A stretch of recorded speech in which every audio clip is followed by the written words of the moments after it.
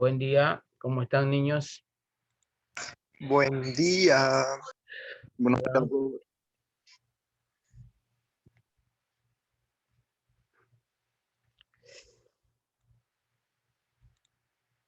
A ver, vamos a ver cómo estamos aquí.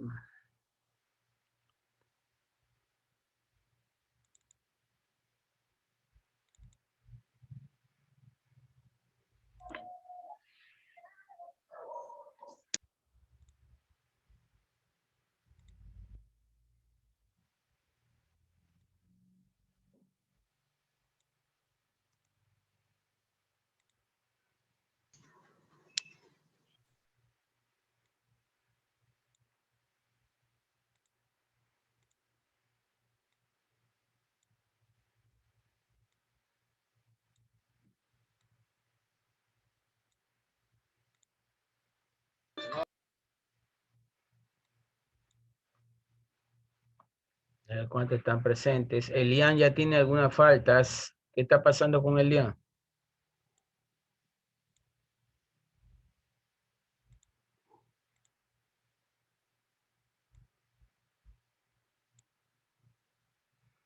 A ver, los que puedo ver aquí son Naranjo todavía, no se ha retirado.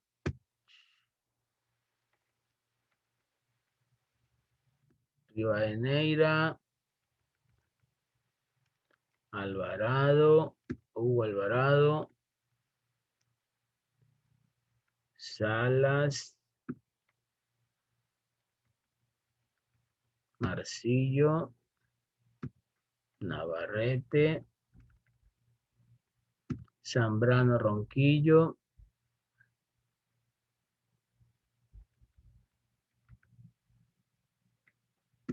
Cuello Sánchez, Presente. Cuello Sánchez, ¿quién más? Alchundia dice. Blanco Alchundia. No me conoce. Jeremy Alchundia. ¿Quién es Jeremy Alchundia? A ella le cambio el nombre, no sé quién me le cambió el nombre.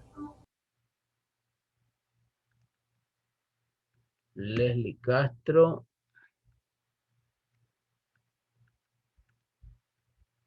Reyes. Ahí está, profe, ahora sí. Alvarado Quinto. Nolasco.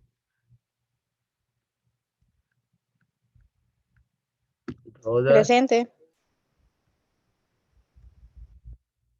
Ita Calderón. Presente. Andrés Correa. ¿Quién más está por aquí? 5 personas más. Castro Carpio. Lecaro.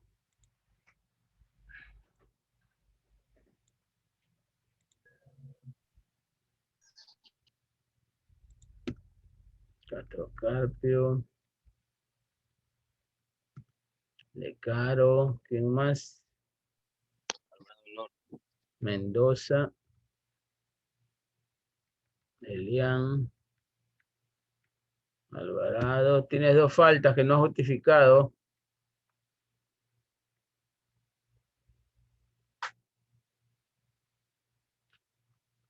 Pita Vilés también entró ahorita.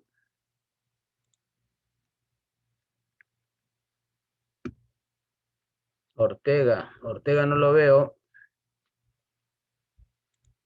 Magallanes.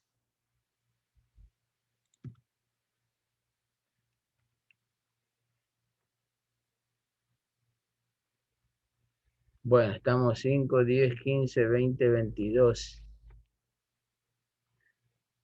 21. Todos están en lista entonces.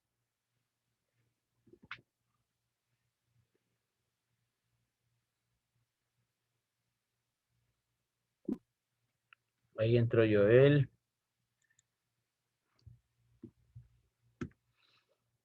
Falta Villamar, por ahí.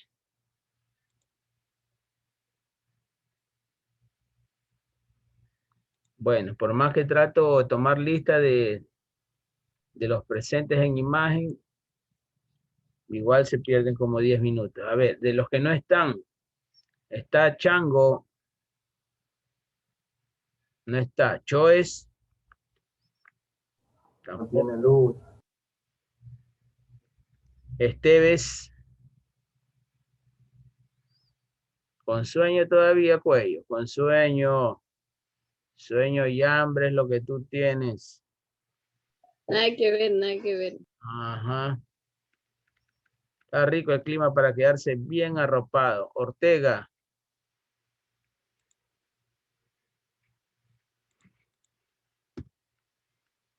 Nada, ahorita entró Maybe. Ortega no aparece.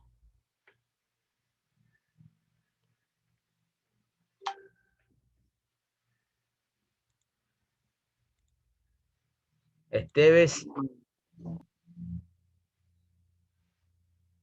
Tampoco. Villamar.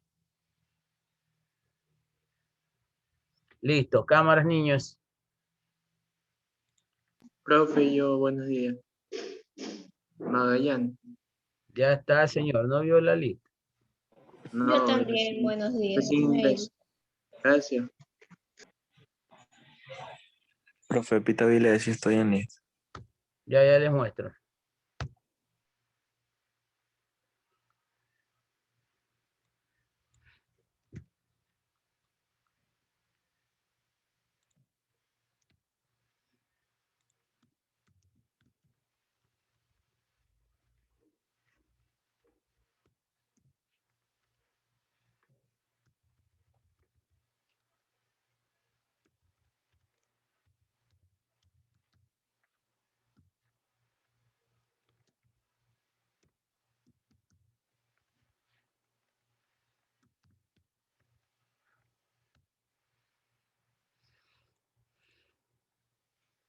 Cámaras, niños.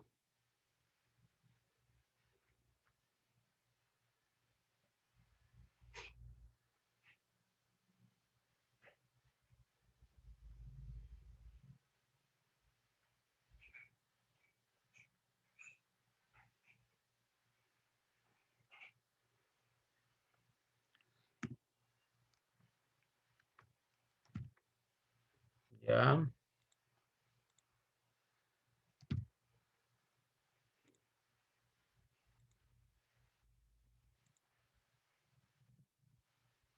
Listos entonces. Estábamos en clase, la clase pasada con terminando lo que es el cierre de un proyecto, ya desde el punto de vista micro, o sea, todo lo que tiene que ver con la organización, planificación, control, cierre y realización de informe de un proyecto. Tenemos para hoy la vista de 2 videos para terminar la unidad 3 y luego viene la unidad 4 que se dedica a qué?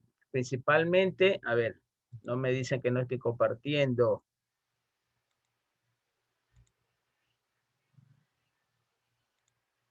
¿Ya?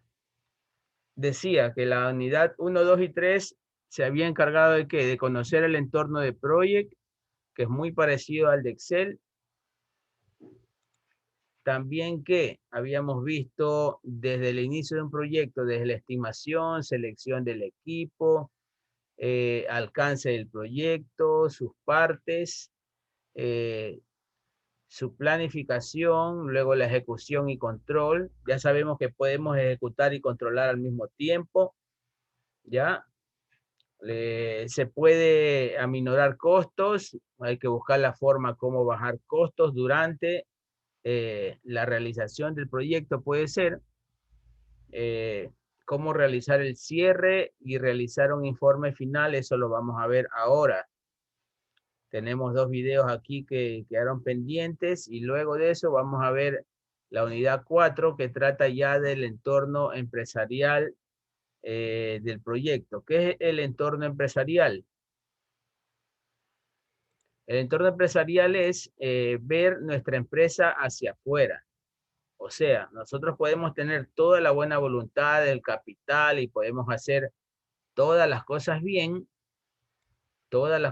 para que nuestra empresa salga adelante, pero tenemos que fijarnos también en nuestro alrededor, pues no en la competencia, en que si estamos ubicados en un buen sitio, si cuáles son nuestras fortalezas, nuestras debilidades, las fortalezas de nuestra posible competencia y las debilidades de ellos de las cuales nosotros tenemos que aprovecharnos. Ya, eso es más o menos la unidad 4, ver el entorno de la empresa, o sea, verla hacia afuera. A ver, entró Delgado, Esteves, vamos a poner la lista de nuevo.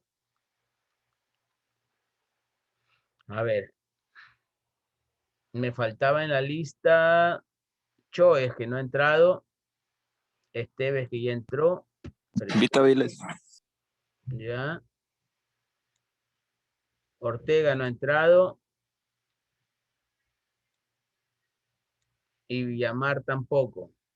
Tengo tres faltos hoy día. Ya, entonces les decía que vamos a ver 2 videos sobre el análisis del nivel de riesgo en un proyecto. ¿Qué es el nivel de riesgo? Las cosas que nos pueden afectar, ¿no? Las decisiones que tomamos dentro del proyecto y pueden afectar al mismo, sea este en la etapa de planificación o durante su desarrollo también. Los riesgos son decisiones que nosotros debemos de tomar, ¿no? Sabiendo que podemos, hasta cierto punto, sufrir económicamente alguna pérdida o una pérdida de otro índole, ¿no? En la evaluación de las decisiones de inversión. En este video vamos a hablar del análisis del riesgo en la evaluación de las decisiones de inversión. Cuando hablamos de que una empresa realiza algún proyecto, por ejemplo, podría tener 2 proyectos de inversión excluyentes. Supongamos un proyecto 1 con una inversión inicial de $50,000 y se ha calculado un valor actual neto de $8,450. La empresa tiene un segundo proyecto con una inversión inicial también de $50,000 y un valor actual neto de $8,450. Entonces, cabría preguntarnos, bueno, ¿son iguales estos proyectos si tienen el mismo valor actual neto? Bueno, es necesario considerar los riesgos que podría involucrar cada uno de estos proyectos y eso es precisamente lo que queremos describir en este momento.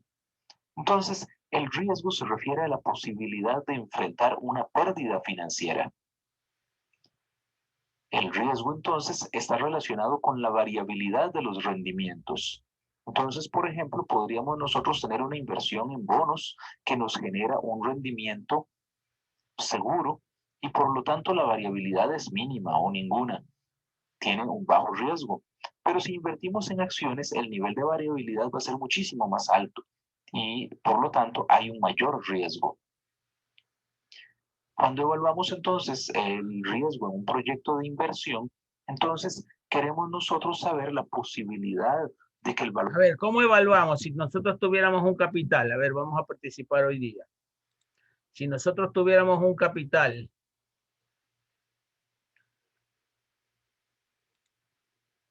caramba. Analizaríamos todo lo que vamos a realizar. ¿Qué puntos más importantes son los que vamos a hacer primero? Y si nosotros tuviéramos, suponiendo, $20,000 y queremos que ese dinero nos dure o que se vuelva, yo como profesor, yo como docente y como responsable o cabeza de hogar, yo quisiera que esa plata me dure toda la vida. ¿Ya? Yo lo abriría como una llavecita de agua, ¿ya? La cual va goteando poco a poco, y poco a poco también puedo ir recuperando ese capital. O sea, que me sirva para subsistir a largo plazo, me explico. Y si lo puedo hacer crecer, mejor todavía. Correcto. ¿Ya? Manteniendo el activo, invirtiendo en algo, en algún negocio, la puedo mantener así. Correcto. Lo correcto es invirtiendo en algún negocio. Ahora, ¿de qué va a depender las características del negocio que nosotros vamos a poner? ¿De qué va a depender? O sea, negocios, el tipo de negocios hay miles, ¿cierto? Miles, ¿ya? Supongamos, desde un chongo hasta una empresa, qué sé yo, hasta esos lugares donde van los evangelistas a demostrar su fe, hasta eso es visto ahora como un negocio, ¿cierto? ¿Ya? Entonces, tengo que ver primero mi fortaleza, ¿no? ¿Qué es lo que yo sé hacer? ¿Cuál es mi fuerte? ¿Cuáles son mis características como persona? Si yo soy una persona dedicada, que me gusta trabajar, estar activo durante la... A ver, prendan sus cámaras, que me da vergüenza hablar con mí mismo. ¿Ya? Las fortalezas que tengo yo como persona, hablando de un negocio pequeño que lo pueda manejar yo solo. ¿Ya? Recuerden que son $20,000. No tengo para comprar un edificio. No tengo para comprar un local comercial dentro de un centro comercial. ¿Ya? A ver, desde el punto de vista de ustedes, desde su profesión, desde el ensamblaje y mantenimiento de equipos de computación, ¿cierto? ¿Qué es lo que está en boga ahorita? ¿Han escuchado ustedes de la domótica? Seguro que han escuchado de domótica, ¿no? No, para nada. ¿Y qué les están enseñando si ya están en tercero? Bueno, Por favor, de recordar, que no me acuerdo. domótica es tecnología inalámbrica en tiempo real. ¿Ya? Por ejemplo, tú montas cámaras en tu casa, en tu negocio, en un banco, y domótica es controlarlos desde un elemento externo, desde tu celular, desde tu computadora, a distancia. ¿Me explico? O sea, dar órdenes por ejemplo, activar tus cámaras desde tu celular, desde cualquier parte de la ciudad, desde cualquier parte del mundo vía internet. Abrir, cerrar la puerta de tu garaje, prender las luces, apagar las luces. Eso es una casa domotizada. Correcto, yo pensaba que sí tenían ideas. Entonces, uno de los negocios que está en boga ahorita en el Ecuador son las cámaras de seguridad. Sí, ¿Cierto? pero yo lo entendía con otro, o En sea, sí otro se... término, se le dice casa inteligente. Todo está conectado a la misma red con un propio dispositivo. Claro, casa inteligente desde el lenguaje coloquial general. O sea, hablando de casa inteligente, todo el mundo lo entiende, pero ya desde el punto de vista, desde el lenguaje profesionalizante, desde el punto de vista del ingeniero electrónico, del ingeniero informático, ya adquiere nombres especiales, ¿no? Ustedes saben que cada profesión tiene su lenguaje especializado, ¿cierto? ¿Cómo dijo? Domótica. Domótica, domótica, Domo. Ya, domótica, papi, sí. ¿cómo?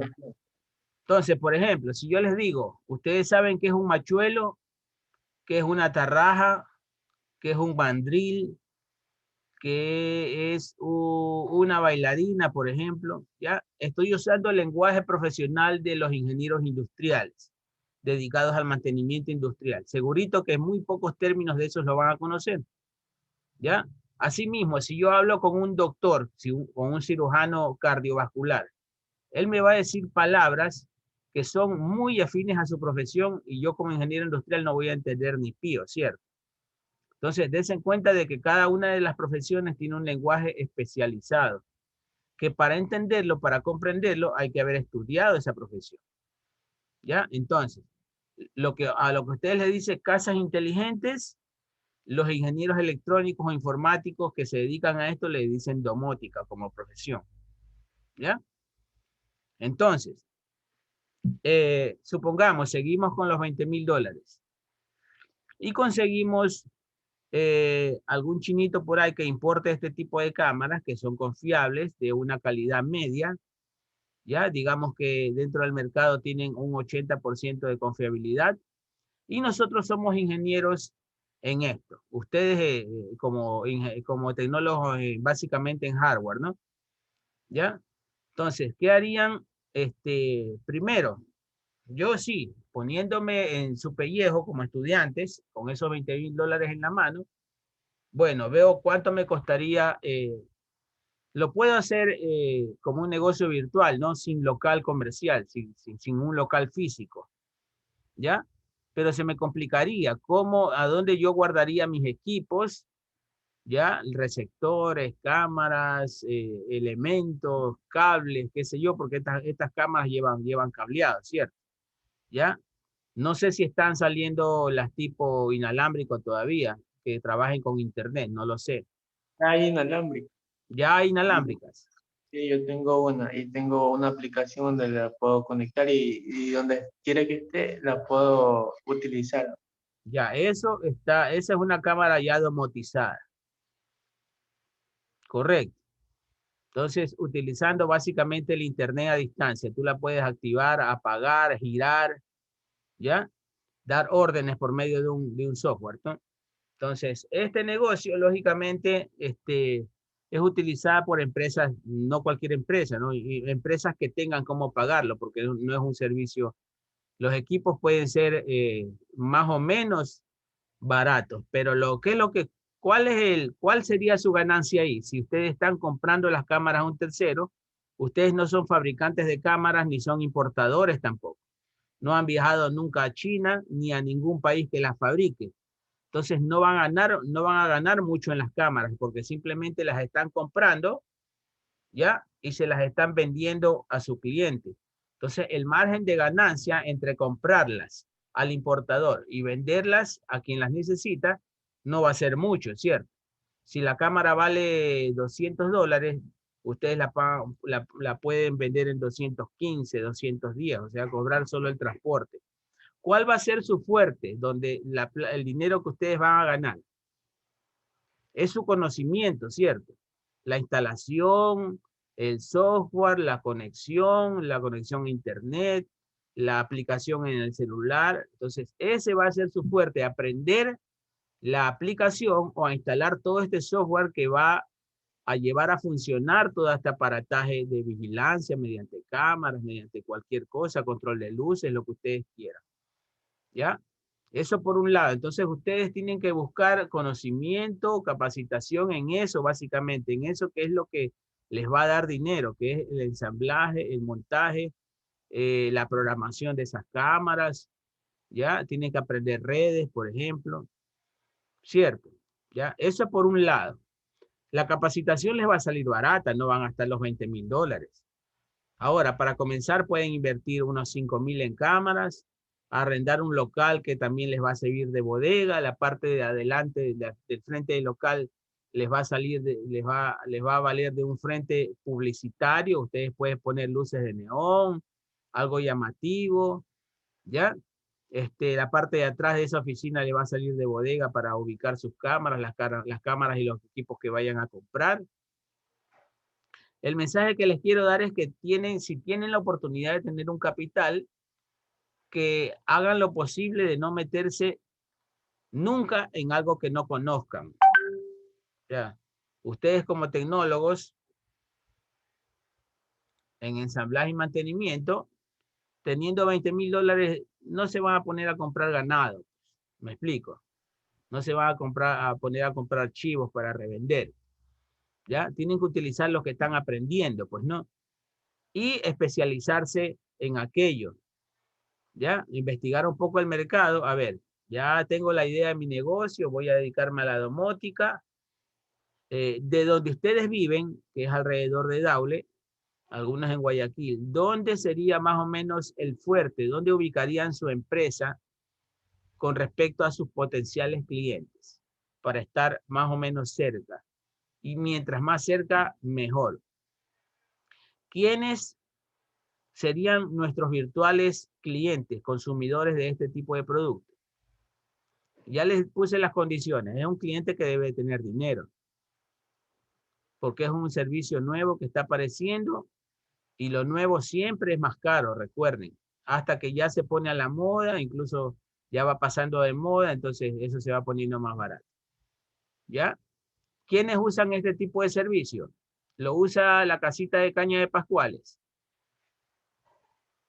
No, No lo usa, ¿cierto?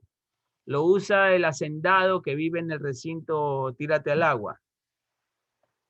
Tampoco, ¿cierto? Tampoco. ¿Quién lo usa entonces este servicio? ¿Quién lo necesita? Alguien que necesita cuidar lo que tiene, alguien que necesita cuidar su empresa, su banco, su casa, su buena casa, alguien que necesita vigilar a alguien, ¿ya? O cuidar sus activos, qué sé yo. Entonces, nuestro nicho de mercado va a ser ¿quién? Empresas, bancos, gente pudiente que quiera vigilar lo que está dentro de su casa, cuidarlo, ¿cierto? ¿Ya? Entonces, por ese lado nos tenemos que ir. Ese es un pequeño razonamiento de estudio de mercado. Ese va a ser nuestro potencial nicho de mercado, nuestro sector. ¿Ya?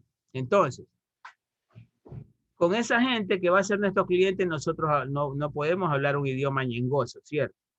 Tenemos que hablar, ¿qué? De manera formal, como la gente. Entonces, tenemos que ir con un lenguaje de mejorar nuestro lenguaje, nuestra relación interpersonal. Miren que todo esto interviene en un negocio. Si tú lo quieres sacar adelante, pues no. Si tú quieres que te vaya bien. Lo más difícil en un negocio, lo más difícil de conseguir en un negocio, por experiencia yo se lo digo que he sido contratista, es ganarse la confianza de los clientes. La confianza es algo que es muy difícil de ganar y es muy fácil de perder. Correcto. ¿Ya? Entonces, por ejemplo, si tú le cotizaste un tipo de cámaras a un determinado precio, ¿ya? Y al final les estás poniendo unas cámaras genéricas que no son de la marca que tú cotizaste por ganarte unos $15 de diferencia de precio por unidad de cámara, ¿ya? Y él se da cuenta porque sabe algo de electrónica, tú vas a perder ese cliente de por vida. Es mejor que le digas, yo le voy a poner esta cámara y le voy a cobrar tanto, a que tú le digas, yo le puedo dar una rebaja, pero no le pones el producto que ofreciste. ¿Me explico? Eso es confianza. Ahora, hablando del mercado, hablando de las fortalezas que nosotros tenemos. A ver, ¿cuáles serían nuestras fortalezas entonces?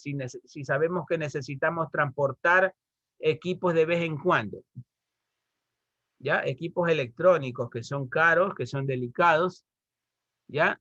Sería bueno que contemos con transporte propio, ¿cierto? Nuestra furgonetita, porque la camioneta no nos va a valer. La camioneta trae atrás un balde sin protección, ¿cierto? Y si embarcamos las cámaras ahí y marchamos, pues no. Tiene que ser una furgonetita cerrada, ¿ya? Donde confiablemente, mientras nosotros estemos instalando algo, nuestros equipos, nuestros insumos de trabajo permanezcan seguros ahí. Entonces, no nos serviría una moto, no nos serviría, bueno, la moto para cotizar, para hablar, conversar con un cliente, pero ya cuando se trata de trabajo e instalación, ya nos serviría una furgonetita, ¿no? Una furgonetita de esas pequeñas nomás.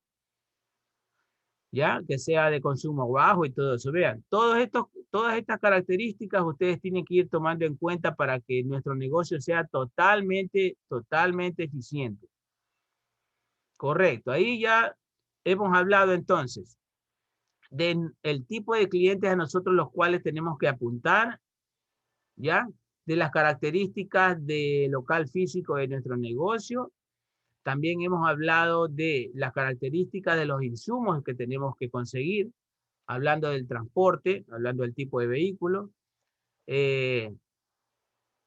Tenemos que estudiar un poco acerca de la personalidad de nuestros clientes, cómo esa gente se maneja. Ya hablamos de que es difícil ganarse la confianza y muy fácil perderla. Bueno, en eso tenemos que trabajar.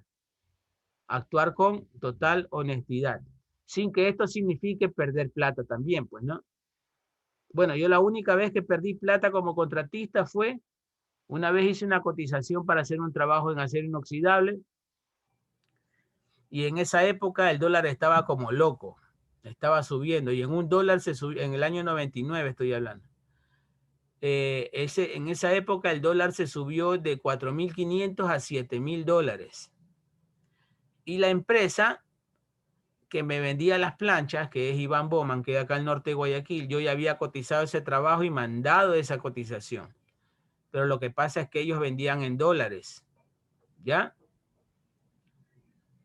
Desde la cotización hasta que yo fui a comprarlas, ya la diferencia era casi del doble. O sea, tuve que pagar el doble por las mismas planchas, pero a mi cliente ya no pude subirle el precio.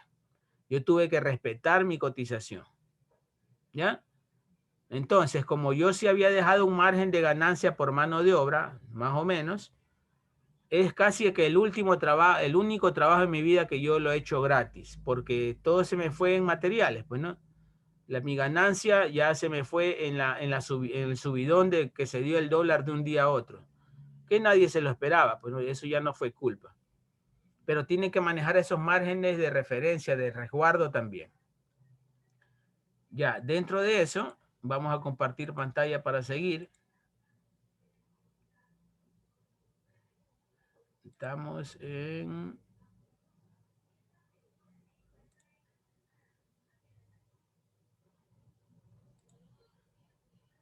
El valor actual neto de este proyecto sea menor que cero y que por lo tanto no obtengamos un valor suficiente para recuperar la inversión inicial, lo cual equivaldría entonces a obtener una tasa interna de retorno menor que el costo de capital. Mientras más componentes, mientras más variables, mientras más parámetros nosotros tengamos asegurados y analizados dentro de nuestro proyecto, ¿ya? Mientras más sepamos de nuestro proyecto, de nuestro negocio, el riesgo va a seguir bajando. O sea, va a haber menos oportunidades de que nosotros fracasemos en nuestra iniciativa. El riesgo entonces en el proyecto está relacionado con la variabilidad de los flujos de efectivo, la posibilidad de que obtengamos bien sean grandes ganancias o bien grandes pérdidas. Entonces, los flujos de efectivo, que sabemos pues que es toda esta proyección de los ingresos, los costos, de las utilidades y al final de las entradas de efectivo, van a tener entonces cierta variabilidad. La mayor fuente de variabilidad por lo general viene de los ingresos. Tiende a ser relativamente difícil pronosticar los ingresos que un proyecto va a generar. Por ejemplo, cuando es una empresa nueva, es tal vez un servicio innovador o un producto innovador, es difícil pronosticar los beneficios y podría ser que el producto o el servicio tenga altas ventas o podría ser que sean muy bajas. Y entonces ahí tenemos un importante riesgo. También tenemos que los costos y gastos generan variabilidad, dado que los costos de las materias primas podrían incrementarse o podría ser que la inflación sea más alta o que el tipo de cambio, por ejemplo, si se importa un material, hay una serie de diferentes aspectos que generan entonces variabilidad en la corriente de costos y gastos. También podría ser que tengamos variabilidad en los impuestos, cuando hayan cambios en las leyes fiscales y entonces aquí se genera también una fuente de riesgo. Entonces nos encontramos con una serie de métodos para evaluar el riesgo. Cuando hablamos entonces de estos métodos para evaluar el riesgo, encontramos alternativas como el análisis de sensibilidad, el análisis de escenarios, la utilización de árboles de decisión, la simulación, los equivalentes de certeza o las tasas de descuento ajustadas al riesgo. Vamos a mencionar brevemente cada uno de ellos, que por supuesto son temas mucho más amplios y más profundos que tratamos en nuestro curso, pero que vamos ahora a describir en forma breve.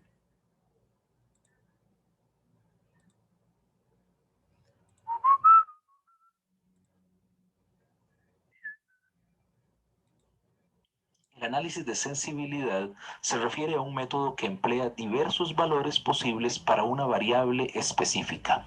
Es útil entonces para analizar la variabilidad en el rendimiento del proyecto ante cambios en una variable específica. Por ejemplo, supongamos que vamos a sensibilizar el valor actual neto en el nivel de ventas proyectadas. Entonces, tenemos que para el proyecto 1 y el proyecto 2 habíamos dicho que las inversiones iniciales eran de 50,000 y podríamos calcular el valor actual neto si las ventas resultan bajas. Entonces, con un cierto nivel de ventas bajas, el proyecto 1 obtendría un valor actual neto negativo, el proyecto 2 no es negativo. tenemos los niveles promedios o más esperados, que son los que se habían mencionado, de $8,450, y que ante ventas altas en el proyecto 1 podrían incrementarse hasta $31,500 y en el proyecto 2 se incrementarían a 14,120.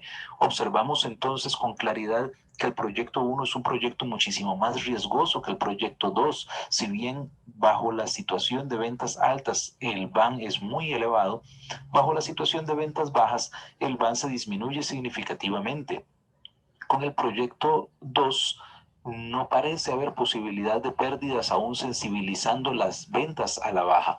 Por lo tanto, es un proyecto de un nivel de riesgo muchísimo menor. Entonces, el proyecto 1 presenta una alta variabilidad, es un proyecto entonces muy sensible a los cambios en las ventas, mientras que el proyecto 2 parece ser un proyecto con menor variabilidad, con menor riesgo, porque es poco sensible a los cambios en las ventas. Cuando hablamos del análisis de escenarios, hablamos entonces de un método para evaluar el impacto de determinadas condiciones en el desempeño de un proyecto. El análisis de sensibilidad y el análisis de escenarios se diferencian en lo siguiente. Cuando hacemos un análisis de sensibilidad, hacemos cambios en una variable específica, pero cuando hacemos un análisis de escenario, hacemos cambios simultáneos en diversas variables. Entonces, por ejemplo, en un análisis de escenario podríamos hablar de una serie de diferentes cambios en el entorno económico. Entonces, comparamos nuestros proyectos bajo condiciones, por ejemplo, de alto crecimiento, y cuando hablamos de alto crecimiento podría ser una situación en la cual está aumentando el ingreso de los consumidores y podría ser que los precios sean unos y que la cantidad vendida y que la situación de la inflación y otras sean distintos a una situación de un crecimiento medio o a una situación de un bajo crecimiento. Y entonces podemos ver cómo responden los proyectos ante diferentes circunstancias, ante diferentes escenarios que engloban no solamente una variable, sino un conjunto de diferentes variables que se modifican para poder entonces observar el grado de variabilidad que tienen los proyectos. Entonces, por ejemplo, vemos que este proyecto 1 es un proyecto más sensible a los cambios en el entorno macroeconómico que en el caso del proyecto 2, que parece ser entonces un proyecto mucho menos sensible a estos cambios en el entorno. Una herramienta útil son los árboles de decisión. Es un método que emplea diagramas de árbol para analizar diferentes alternativas de decisión. Es útil entonces para analizar secuencias complejas de decisiones.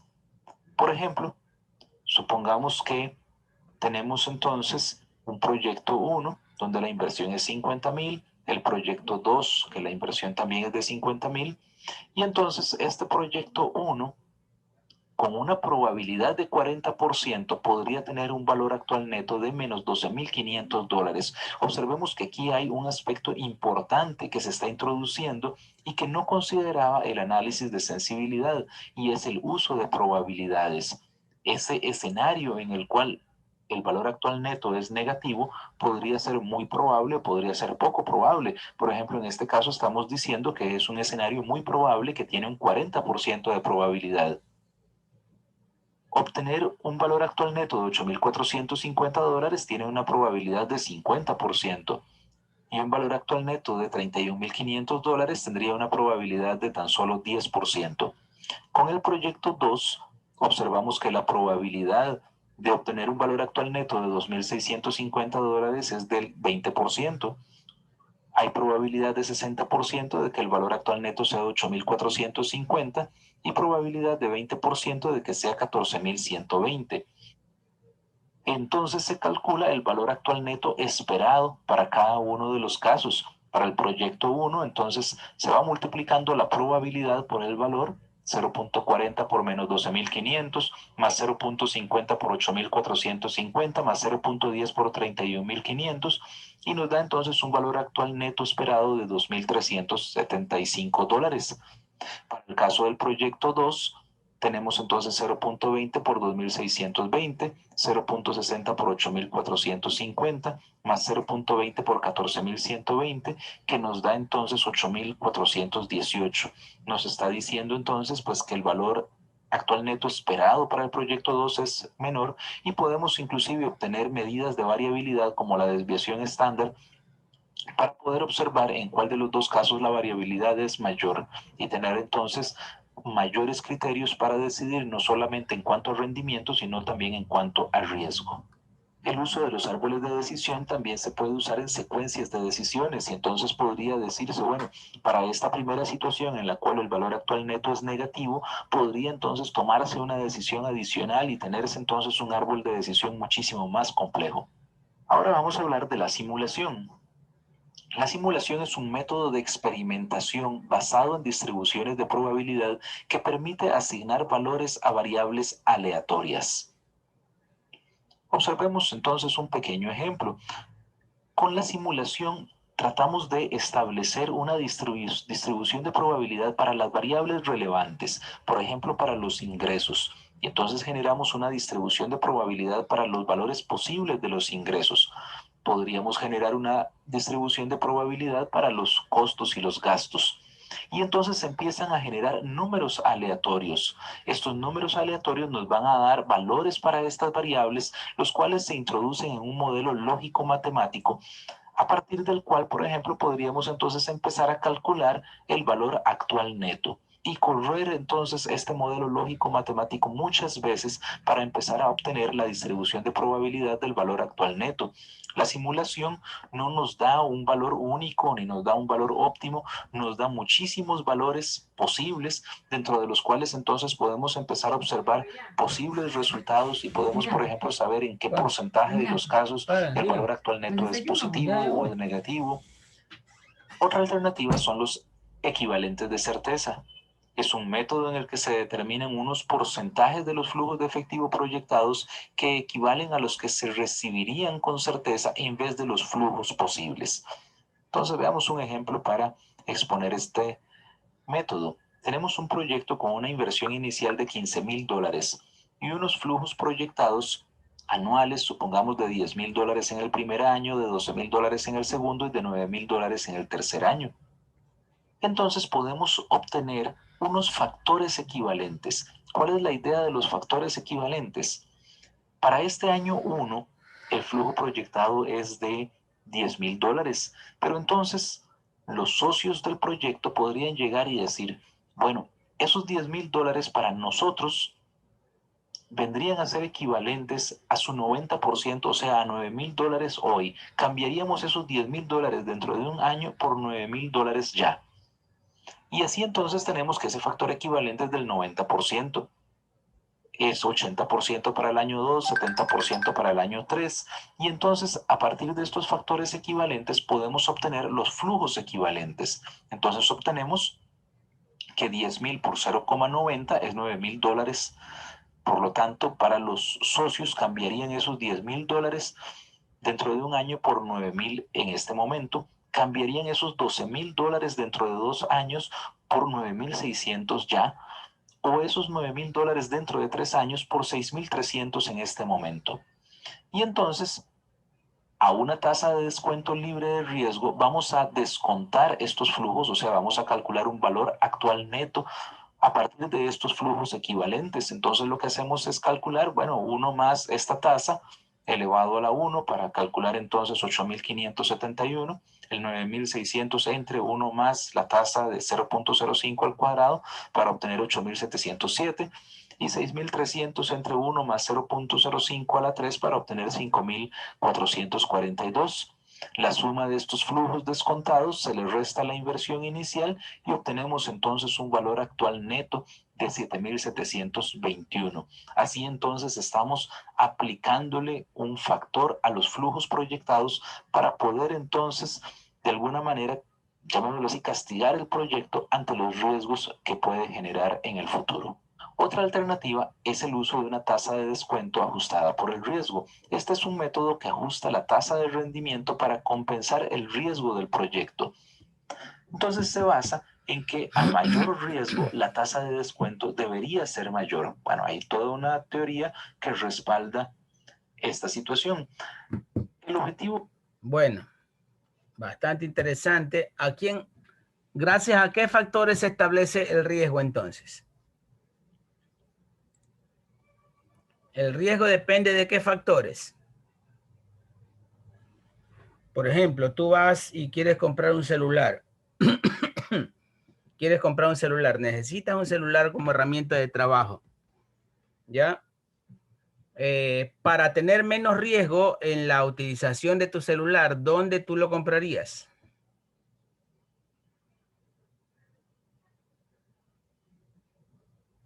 Hola. Una importadora, ¿Dónde comprarías tu celular para que tengas menos riesgo de que pueda pasar algo con ese equipo? una importadora A una o, importadora. o Un compañía almacén. telefónica. ¿Dónde? Una compañía de teléfono. Una operadora, ¿cierto? Una operadora directa que te da, ¿qué te da la operadora? Además del equipo te da, Planes de datos, llamadas, o en si no, cuanto a la venta, en cuanto a la venta, digo, en cuanto a la venta del equipo, estamos hablando del equipo, te da garantía, te da servicio postventa. Bueno, en antes, cuando se llamaba Bell South, sí te daba, pues no. Ahora son muy poco serios en cuanto al servicio postventa o darte servicio o repararte tu equipo si es que pasa algo. Siempre te ponen un pretexto eh, para no cumplir o no cubrir con este servicio postventa, con esta garantía. Por ejemplo, si tu teléfono se cayó, bueno, se dañó de la nada, sin haberlo mojado, sin que se haya caído, sin que haya estado sometido a vibración, y tú lo vas a pedir tu garantía, ese equipo tiene 2 meses de utilización y no le pasó nada, tú vas a esta distribuidora, a esta operadora, y te dicen, bueno, como ya está, esta es la forma de pensar de ellos, ¿no? Como ya está pagado el equipo, ya está cobrado, ellos te dicen, no, es que lo utilizó bajo el sol a 25 grados centígrados y eso no es correcto, está violentando la forma de utilizar de este equipo. Mejor dicho, te ponen cualquier pretexto para no cumplir con su obligación, con tu garantía postventa. Así como en este país las empresas aseguradoras no tienen cabida, no tienen confianza, ¿ya? No es como en otros. Por ejemplo, en Estados Unidos tú te compras un carro y el seguro es igual de importante o más importante que matricular tu carro. ¿Por qué? Porque los seguros allá sí son serios, sí cumplen lo que prometen y dejan las cosas claras. Aquí tu vehículo te lo aseguras, pagas la alícuota y cuando te chocas, si no leíste la letra chiquita, las aseguradoras te dicen, no, pues usted ha estado manejando con zapatillas y no con zapatos de color plomo, que eso es lo que dice en nuestro contrato, que usted solo tiene que manejar con zapatos de color plomo. O sea, mejor dicho, te buscan cualquier pretexto para no cumplir su responsabilidad. O sea, el país de la viveza criolla, ¿cierto? El país de la viveza criolla, ¿ya? Entonces, por eso que aquí las empresas de seguros no tienen, o sea, no han ganado ningún grado importante de confianza en la gente. La gente aquí le interesa muy poco asegurar sus cosas, sus casas, sus terrenos, su vehículo, su cualquier cosa. Por esta falta de seriedad, lógicamente. Porque la gente lo ve como un dinero muerto, ¿no? Un dinero echado a la basura que no vas a poder recuperar. Porque si te pasa algo, algún siniestro, te ponen 1000 trabas y 1000 pretextos para no reconocer. ¿Ya? Entonces, ya visto ese video, nos vamos a quedar pendientes con el otro video, ¿no? Con el otro video que trata de planificación, ejecución y cierre de informes. Ya vimos ya vieron lo que es un BAN, un valor actual neto. Eso ya son términos de...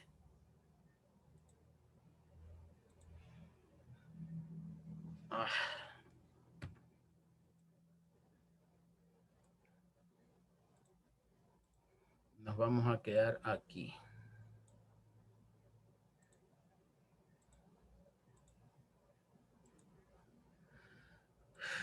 Listo, niños. Gracias por hoy día. Ojalá consigan esos $20,000 para que se pongan ese negocio. Buen día. Diga, La asistencia, profe. Ortega, entraste demasiado tarde.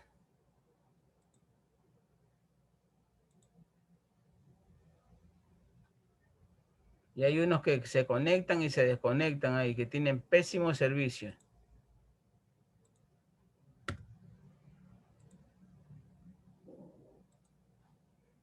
Listo, niños. Gracias, los veo, los voy a citar el día martes a las 7 de la mañana. Ya queda poco tiempo para hacer una práctica también. Chao, pasen bien. Chao, que tengan un día. Chao. Chao. Pase bien, profe. Nos vemos.